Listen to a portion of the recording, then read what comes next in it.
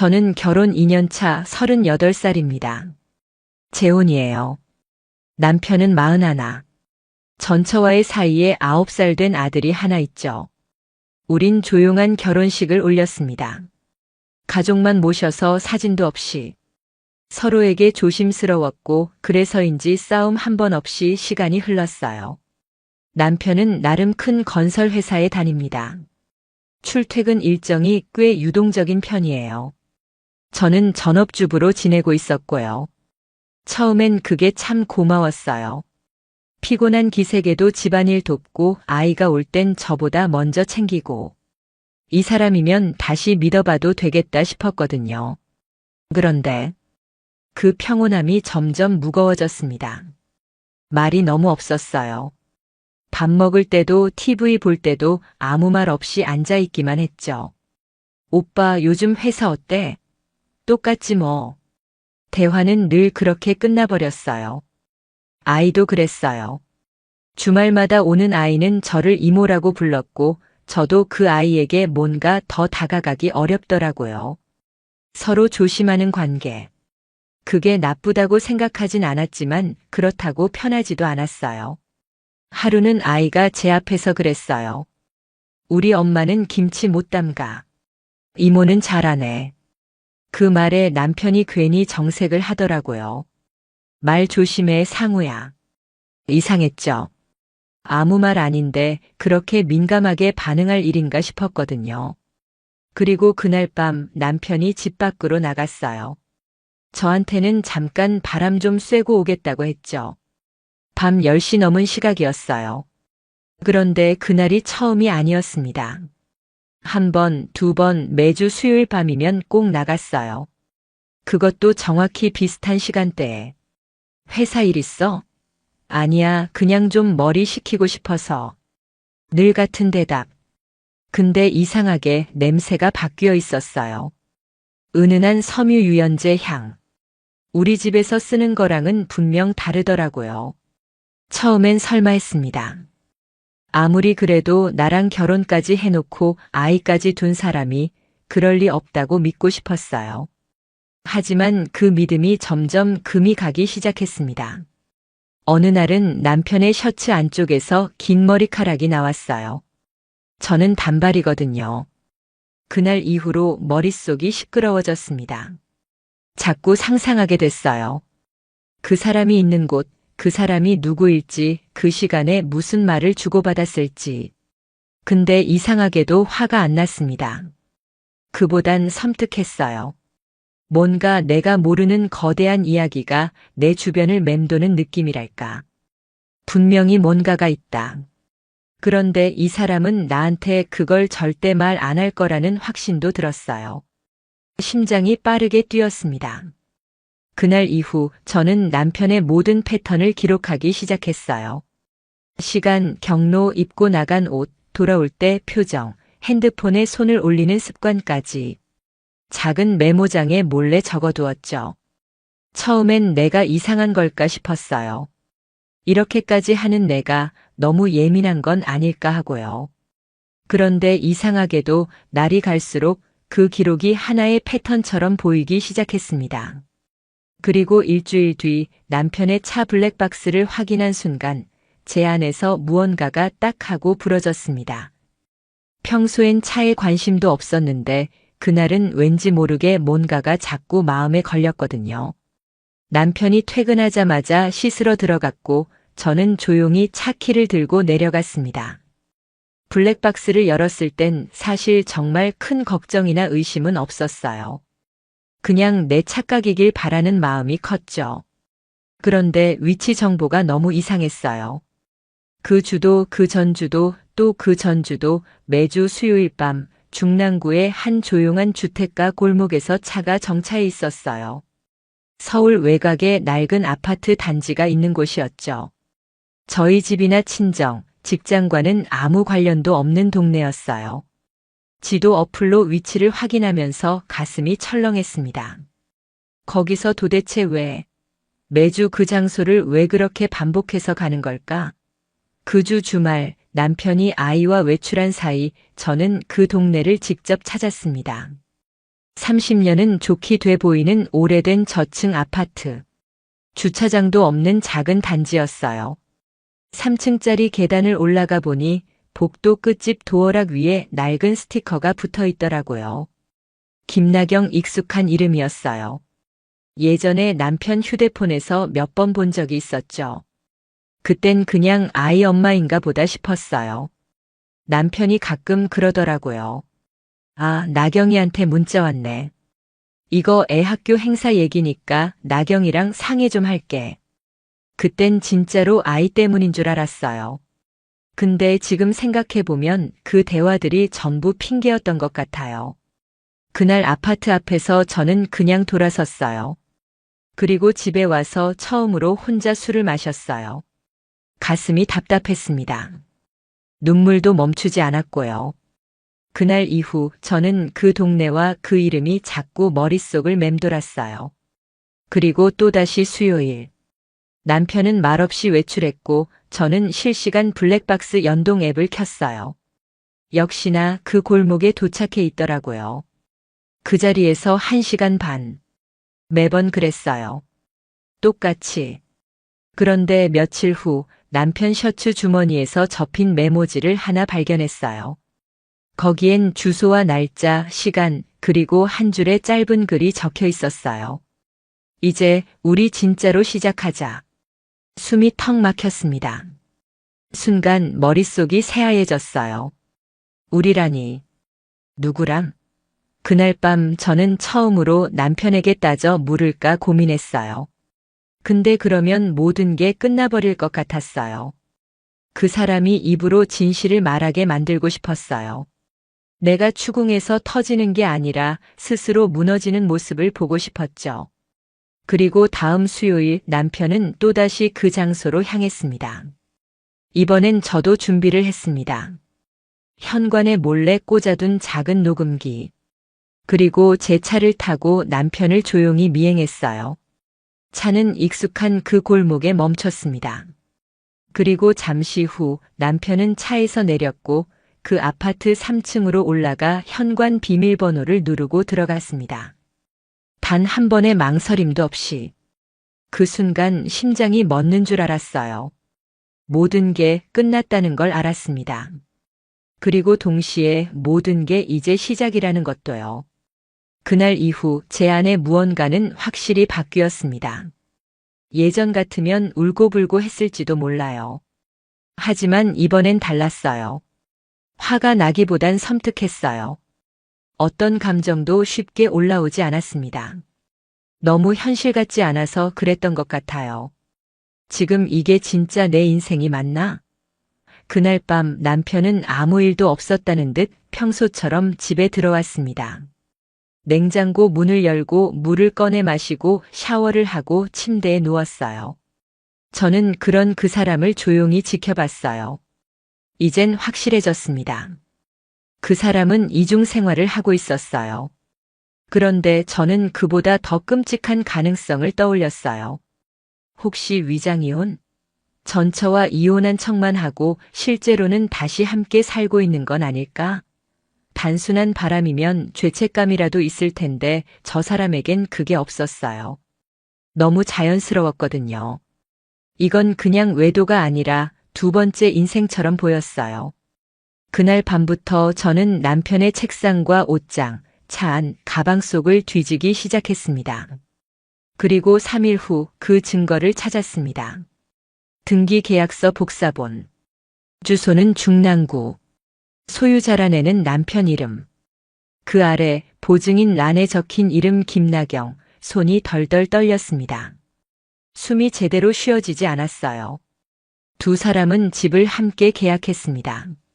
말 그대로 현실에선 부부였던 거죠. 그 사람은 이미 다른 삶을 살고 있었어요. 저 없이 저 모르게. 순간 온몸에 전율이 흘렀습니다. 그제야 그 모든 게 이해가 됐어요. 매주 수요일 사라지는 이유, 아이 문제로 계속 연락한다는 핑계, 늘 피곤하다는 말들까지도. 이제 의심이 아니라 확신이었습니다. 하지만 저는 당장 대면하지 않았어요. 그렇게 하면 그냥 싸우고 끝나는 거잖아요. 그걸로는 안 됐어요. 제가 원하는 건 그 사람을 끝장내는 거였으니까요. 그래서 저는 일부러 무너진 척하기로 했습니다. 그날 이후 남편 앞에서는 자주 한숨 쉬고 멀쩡한 식탁 앞에서도 혼잣말을 했어요. 내가 좀 이상한가 봐. 요즘 계속 불안해. 오빠, 나 병원 한번 가봐야 할까? 남편은 의외로 태연했어요. 오히려 편해 보였죠. 얘가 눈치 못 챘구나 싶었을 거예요. 저는 남편이 그런 착각을 계속하길 바랐어요. 그래야 제가 더 깊이, 더 치밀하게 움직일 수 있으니까요. 그리고 동시에 나경의 정보를 수집하기 시작했습니다. 우선 그 아파트 이름으로 맘카페를 검색했어요. 중랑구 XX 아파트 맘모임 글 몇 개 읽다 보니 익숙한 닉네임이 보이더라고요. 나나맘 88 사진도 있었어요. 그리고 아이 학교에 가져갈 김밥 후기, 이사 오고 첫 김장 같은 글들이 올라와 있었죠. 글마다 반응도 좋았고 동네 사람들과도 활발하게 어울리는 분위기였어요. 그 모습을 보는데 웃음이 났어요. 진짜 비웃음이요. 도둑질한 삶을 저렇게 자연스럽게 꾸려가고 있었어요. 남편은 바보였어요. 나를 속이고 있다고 생각했겠지만 사실 가장 많이 드러나 있던 건 자기 자신이었거든요. 그날 밤 저는 핸드폰 녹음 기능을 켜고 나경의 맘카페 글들을 천천히 읽어내려갔어요. 목소리는 최대한 평온하게 깔았죠. 중랑구 XX 아파트 나나맘 88님, 남편과 위장 이혼 후 동거하며 불법적으로 가족 행세 중입니다. 그리고 그 파일을 익명 계정으로 아파트 맘카페에 업로드했어요. 올리고 나서도 손이 떨렸어요. 심장이 쿵쿵 뛰었고 머릿속은 텅 빈 것 같았어요. 하지만 후회는 없었어요. 절대로. 그날 이후 모든 게 조금씩 흔들리기 시작했습니다. 제보를 올리고 나서 이틀이 지났습니다. 아무 연락도 반응도 없었어요. 남편도 평소처럼 출근했고 그 아파트 맘카페도 잠잠해 보였죠. 그런데 이상하게도 조용한 게 더 무서웠습니다. 그날 밤 남편이 갑자기 말했어요. 요즘 회사에서 이상한 말이 돌아. 무슨 말? 누가 우리 팀 윤리 위반 신고했대. 누군지 모르겠는데 익명으로. 저는 놀란 척 고개를 갸웃했어요. 신고? 왜? 그게 나경이랑 엮인 얘긴데 좀 이상해. 그 순간 가슴이 철렁했습니다. 이름을 굳이 거론할 정도면 이미 그들 주변엔 균열이 시작된 거예요. 혹시 나경 씨가 올린 거 아냐? 제가 슬쩍 던지자 남편 표정이 순간 굳어졌습니다. 그럴 리가 없지, 아니겠지. 그 말이 확신이 아니라 스스로를 납득시키려는 듯 들렸어요. 그날 이후 남편은 자꾸 나경과 거리 두려는 태도를 보였습니다. 수요일에도 나가지 않았고 퇴근 후 집에 일찍 들어오기도 했죠. 그렇지만 이미 늦었어요. 한번 흔들린 신뢰는 다시 돌아오지 않거든요. 그러던 중 맘카페에 위장이혼 실체 폭로라는 게시글이 공유됐습니다. 익명 계정으로 작성된 글이지만 내용은 내가 올린 그 제보와 똑같았어요. 중랑구 XX 아파트에 사는 남모 씨, 이혼 서류상은 독신이지만 사실상 남편과 동거 중. 아이를 핑계로 공동생활을 이어가며 현 배우자 기망 중. 조회수는 순식간에 1천을 넘겼고 댓글은 수십 개가 달렸습니다. 진짜야? 너무 충격적인데 나 그 집 여자 봤어. 그런 사람 같진 않았는데 만약 진짜면 법적으로 문제 있는 거 아냐? 확산은 멈추지 않았습니다. 그로부터 하루 뒤 남편은 퇴근 후 바로 방에 들어가 문을 잠갔습니다. 그리고 한참 동안 나오질 않았어요. 문틈으로 들려오는 소리는 낮게 떨리는 통화 목소리. 나도 몰랐어. 지금은 그게 중요한 게 아니잖아. 다음 날 아침밥을 먹던 남편이 제게 뜬금없이 물었습니다. 혹시 요즘 이상한 일 없었어? 글쎄, 특별한 건 없는데? 왜? 그냥 누가 우리 뒤를 캐는 것 같아서. 저는 눈을 깔고 말했습니다. 설마 전처 때문은 아니겠지? 아니야. 그런 얘기 아니야. 하지만 그의 눈빛은 분명 흔들리고 있었어요. 그날 밤 저는 나경의 SNS 계정을 확인했습니다. 얼마 전까지만 해도 잘 올라오던 피드가 며칠째 멈춰 있었습니다. 댓글에는 이런 말도 있더군요. 언니 괜찮아요? 연락 두절이라 걱정돼요. 그제야 느꼈어요. 제보가 도착한 건 단지 정보의 전달이 아니었어요. 관계를 흔드는 시작점이었죠. 그리고 그 불씨는 두 사람 사이에 금이 가도록 만들고 있었습니다. 시간이 지날수록 남편은 점점 더 예민해졌고 나경은 연락을 피하는 듯 조용해졌어요. 그러던 어느 날 남편이 퇴근하자마자 소파에 앉더니 머리를 감싸 쥐고 중얼거렸습니다. 나경이랑 뭔가 이상해. 요즘 연락도 안 되고 예전 같지가 않아. 무섭다고도 하고. 그 말을 듣는 순간 심장이 빠르게 뛰었습니다. 그들은 서로를 의심하고 있었어요. 그리고 저는 그 의심을 조용히 부추기고 있었습니다. 그 순간 깨달았어요. 이건 이제 나만의 싸움이 아니에요. 이건 세 사람 사이에 감춰진 전선이었고 서로가 서로를 감시하는 심리전이 시작된 거였습니다. 그날 이후 저는 메모장을 꺼냈습니다. 그동안 수집한 정보들을 차곡차곡 정리했어요. 남편의 외출 패턴, 차량 위치 기록, 그 아파트 주소, 나경의 맘카페, 글, 그리고 그들 사이에서 오고 간 대화 단서들까지. 이제 퍼즐이 거의 다 맞춰지고 있었습니다. 하지만 결정적 증거가 없었어요. 누가 봐도 이건 불륜이다라고 할 수 있는 명확한 증거. 저는 핸드폰 녹음 앱을 항상 켜두기 시작했습니다. 남편과의 대화 중에 조금이라도 이상한 말이 나오면 저장했죠. 그런데 더 확실한 게 필요했어요. 그래서 결국 저는 사설 탐정에게 연락했습니다. 정확히 뭘 알고 싶으신가요? 두 사람이 함께 사는지, 주 1회 만나는 게 맞는지, 사진이나 영상, 동선 같은 기록이 필요해요. 그 사람은 조용히 고개를 끄덕였고 며칠 안에 결과를 보내주겠다고 했어요. 그동안 저는 평소처럼 행동했어요. 밥 차리고 빨래 개고 아이 간식 챙기고 남편 앞에서는 늘 그랬듯 순한 표정으로요. 그런데 그 사람은 이상하리만치 조용했어요. 퇴근하고 와서도 말을 줄였고 주말에 아이가 와도 눈빛이 어딘가 불안해 보였죠. 요즘 왜 이렇게 말이 없어? 제가 일부러 물었더니 남편이 멍하니 TV를 보면서 말했어요. 그냥 요즘 좀 피곤해서. 그 말이 뭔가 신호처럼 느껴졌습니다. 그리고 3일 뒤 사설 탐정에게서 자료가 도착했습니다. USB 하나, 메모지 한 장. 3주 연속 같은 요일, 같은 시간대 방문. 남성과 여성 동일 인물 확인. 중랑구 XX 아파트 302호. USB를 꽂았어요. 화질은 선명했고 그 골목 주차장에 멈춰 서는 남편의 차량, 차에서 내리는 모습, 엘리베이터 없이 계단을 오르는 모습이 고스란히 담겨 있었어요. 그리고 현관 앞에서 여자가 나와 반갑게 맞이하는 장면.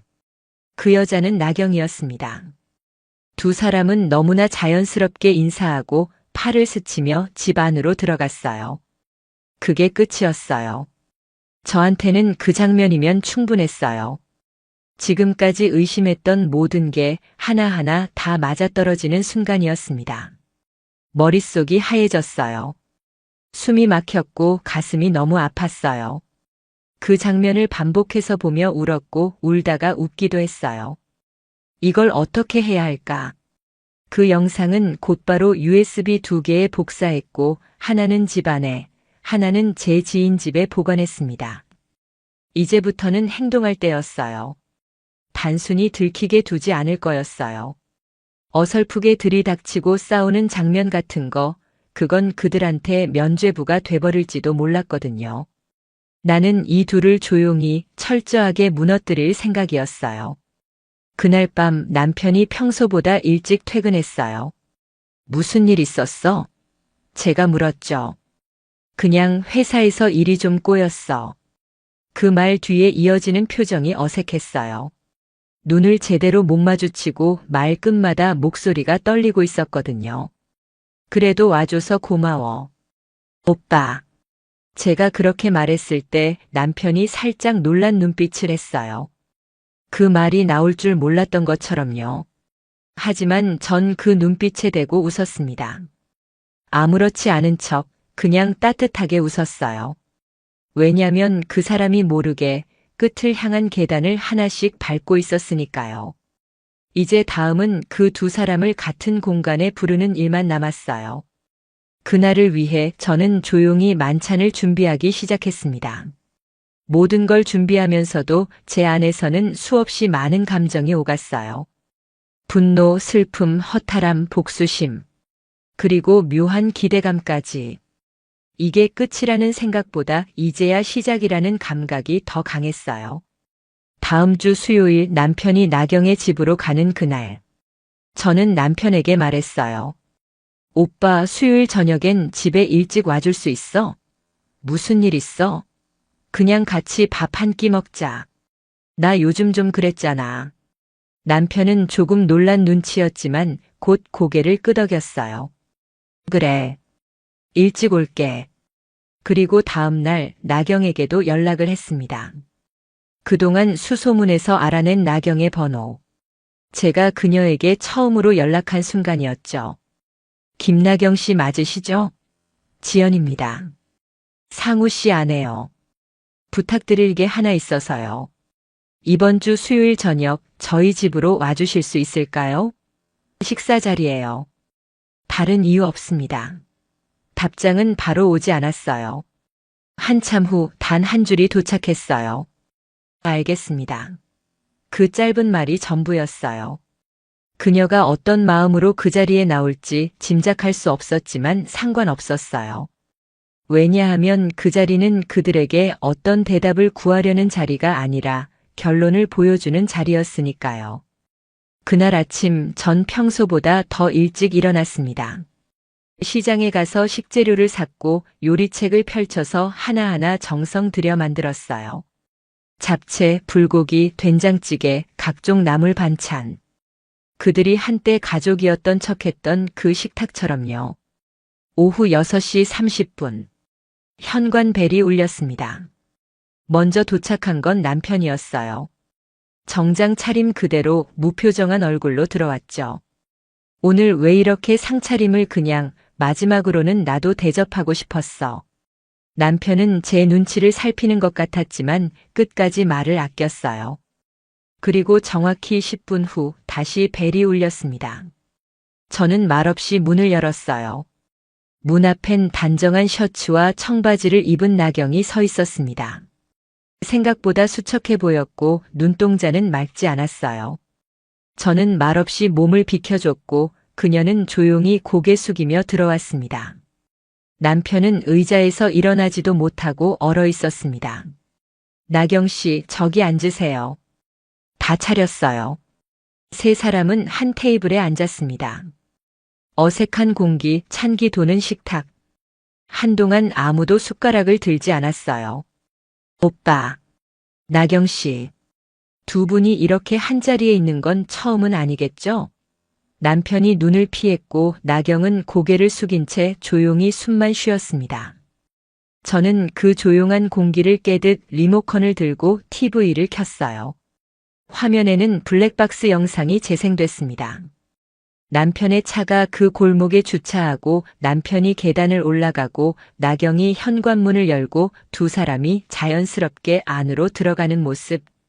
남편이 벌떡 일어섰어요. 이게 뭐야?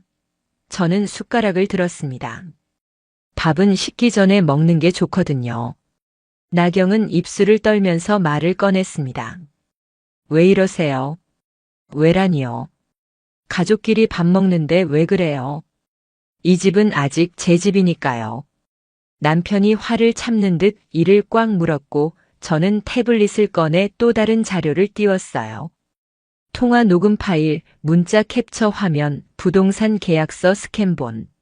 그리고 말했어요. 이걸 공개할 생각은 없어요. 단 제가 사라지지 않는 한. 조용했습니다. 정적 속에서 숟가락이 살짝 부딪히는 소리만 들렸어요. 여기까지는 경고예요. 이 이후는 선택이겠죠.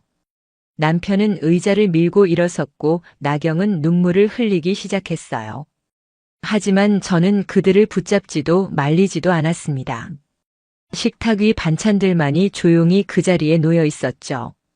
그리고 그날 밤 저는 변호사 사무실에 전화를 걸었습니다. 이혼 소장 접수하려고요. 자료는 충분히 준비돼 있습니다. 다음은 법적으로 해결할 시간이었어요.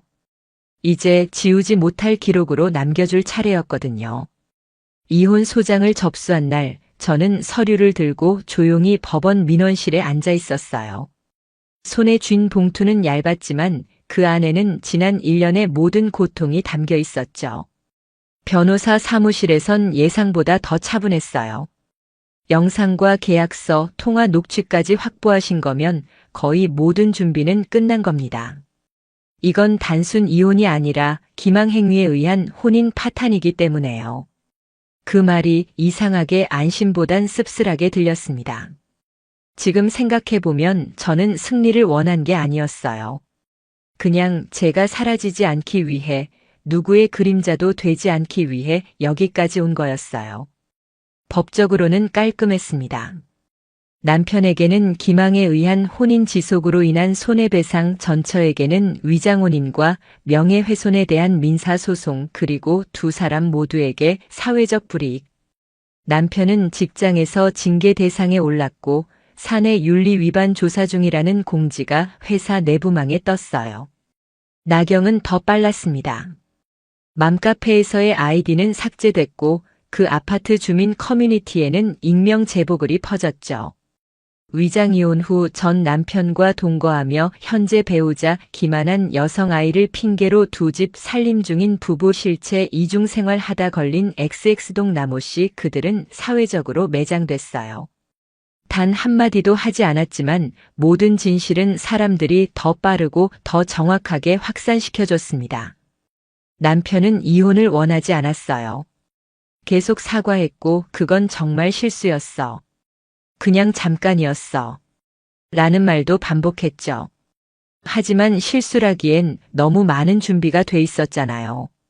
집 계약, 아파트 출입, 아이와의 관계 유지, 그건 습관이었고 생활이었어요. 진심으로 미안해. 그 말도 들었습니다. 하지만 이상하게 그 순간은 아무런 감정이 없었어요. 지금은 미안할 타이밍이 아니야. 지금은 내가 무너질 타이밍이야. 제가 그렇게 말했을 때 남편은 말없이 고개를 떨궜어요. 한 달 뒤 이혼은 성립됐습니다. 재산은 반반으로 나눴고 아이에 대한 양육권은 남편이 포기했습니다. 지연아, 너 진짜 냉정한 사람이구나. 이혼 서류에 도장을 찍은 날 남편이 마지막으로 남긴 말이었어요. 그 말을 들은 순간 제가 웃었어요. 작게, 아주 조용하게. 그래. 그 냉정함이 없었으면 지금 나는 아예 없었겠지. 나경은 그 이후 지방으로 내려갔다는 소문이 들렸습니다. 학교를 바꿨고 직장도 정리했다고 하더군요. 누가 봐도 도망처럼 보였어요. 그들이 어떻게 살든 이젠 더 이상 궁금하지 않았어요. 다만 하나. 저는 그들에게 이 말을 남기고 싶었어요. 나는 당신들보다 나약하지 않았어요. 그걸 보여주는 게 이 싸움의 유일한 의미였어요. 그리고 모든 정리를 끝낸 후 저는 집을 정리했습니다. 작고 조용한 도시로 이사했고 새 이름으로 커피숍을 열었습니다. 고요한 음악과 따뜻한 커피향이 가득한 공간. 그 안에서 저는 매일 같은 자리에 앉아 손님들의 이야기를 듣고 조용히 웃어요. 그 사람들과 함께했던 시간은 더는 분노도 상처도 아니에요. 그건 그냥 한 권의 책처럼 닫히는 순간까지 정리한 기억일 뿐이에요. 그리고 언젠가 그들도 그걸 알게 되겠죠.